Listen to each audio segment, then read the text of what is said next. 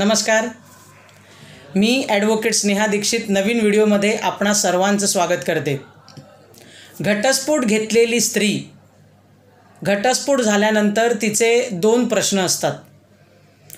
पहिला प्रश्न असा असतो की मॅडम, आता समजा मी दुसरं लग्न केलं तर मी दुसऱ्या नवऱ्याचं नाव लावणार, बरोबर आहे. आणि समजा मी लग्न नाही केलं तर माझ्या वडिलांचं नाव मी पुन्हा लावू शकते, हेही बरोबर आहे. परंतु तिला टोचत असतं ते आता ज्या घटस्फोट घेतलेल्या नवऱ्याकडनं जे नाव मिळालेलं आहे आपल्या मुलांना, तर ते कसं बदलू, ह्याच्याकरता काही पर्याय आहे का, लीगली कायद्यामध्ये काही तरतूद आहे का. तर सर्वात प्रथम 2 गोष्टी लक्षात ठेवा. स्वतःच्या बर्थ सर्टिफिकेटवर, अगदी तुम्ही पुढे कितीही लग्न केलीत तरी बर्थ सर्टिफिकेटवर जो बायोलॉजिकल फादरचं नाव एकदा लावलं गेलेलं आहे ते कधीही बदलता येत नाही.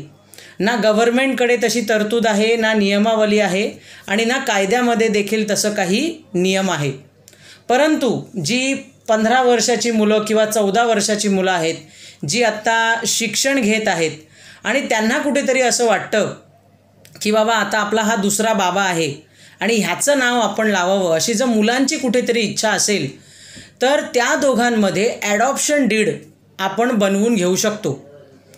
ॲडॉप्शन डीड म्हणजे मी ह्या मुलांना दत्तक घेत आहे असं तुम्हाला कोर्टाचा पेपर म्हणजे कायदेशीर डॉक्युमेंट तुम्हाला कोर्टाकडनं मिळते. नोटरी डॉक्युमेंटेशन किंवा नोटरीचे थप्पे लावून हे कागदपत्र बनवलं जात नाही, ह्याला प्रॉपर कोर्टाची मान्यता लागते. त्यामुळे हाही पेपर कोर्टाकडनं रजिस्टर डॉक्युमेंट म्हणून येतं, ही बाब जरूर लक्षात ठेवा. आता दुसरा प्रश्न असा आहे की मग ह्याच्यात पहिल्या नवऱ्याची संमती घ्यायची का, तर येस, याचं उत्तर आहे हो. पहिल्या पित्याची कन्सेंट लागते, त्याची मान्यता लागते. म्हणजे कोर्टामध्ये त्याने हे येऊन सांगावं की माझी काहीही हरकत नाही आहे जर माझं नाव काढून दुसऱ्या पित्याचं नाव जर लावलं तर. अशी संमती जर त्या पहिल्या पित्याची असेल तरच मुलांना दुसऱ्या पित्याचं नाव लावता येतं, असा कोर्टातनं आपल्याला पेपर मिळतो आणि मग ते ॲडॉप्शन डीड म्हणून ओळखलं जातं. तेव्हा लक्षात ठेवा, कोर्ट कचेरी ह्या भावनांवर चालत नाहीत, तर काही कायद्यामध्ये नियम आहेत, कायदे आहेत आणि ते उलटवून आपण काही करू शकत नाही. पिता आणि पती ह्यामध्ये जसं द्वंद्व चालतं तसंच ही आई आणि बायको ह्याच्यामध्ये हे द्वंद्व चालतं.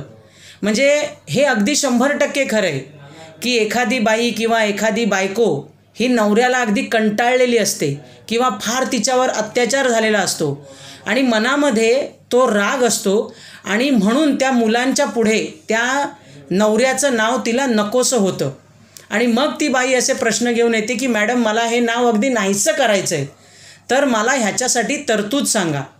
तर लक्षात घ्या, बाप शेवटी बाप असतो. कितीही तुम्ही नावं बदललीत तरी तुम्ही रक्त बदलू शकत नाही, ही सत्यता कुठेही तुम्ही विसरू नका.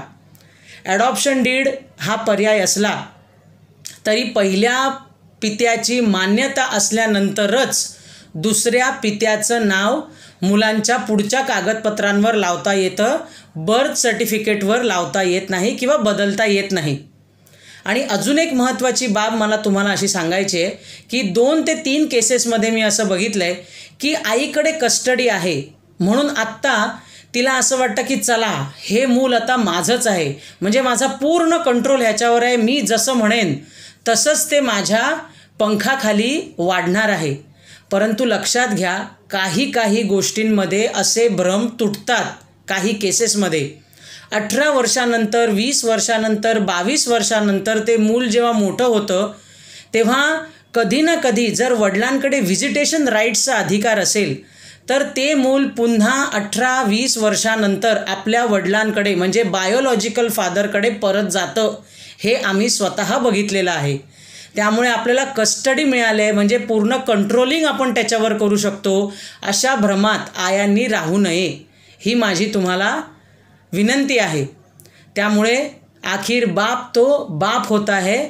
हे द्वंद्व आई आणि बायकोचं आहे ते आपल्या मुलांच्या भवितव्यावर किंवा त्यांच्या फ्युचरवर लादू नका आणि मुलं आणि बाप ह्यांचं नातं कुठेतरी असं बिघडवू नका. एवढंच मला आजच्या व्हिडिओतनं आपल्या सर्वांना सांगायचं आहे. व्हिडिओ कसे वाटत आहेत?